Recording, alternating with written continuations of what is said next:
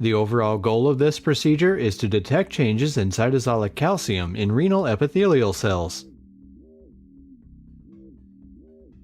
This is accomplished by first loading the cells with a fluorescent calcium responsive dye in the presence of an anion transporter inhibitor, probenecid. The second step is to bring the cells into suspension by gentle trypsinization.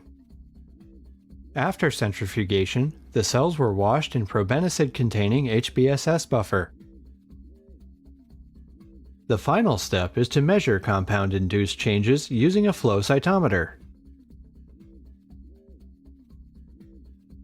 Ultimately, flow cytometry is used to show the kinetics of changes in cytosolic calcium in renal epithelial cells.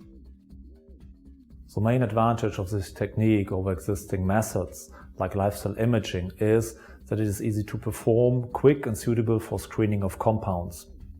This method can help answer key questions in the intracellular signaling field by allowing individuals to investigate the role of calcium in the context of physiological and pathophysiological cellular signaling.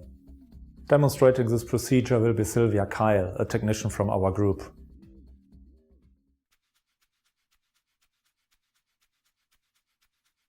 This experiment utilizes an immortalized adherent epithelial cell line derived from the S1 segment of the rat kidney proximal tubule. 2 days prior to calcium dye loading, plate 2.5 × 10 to the 5 cells per well of a 6-well plate in standard culture medium.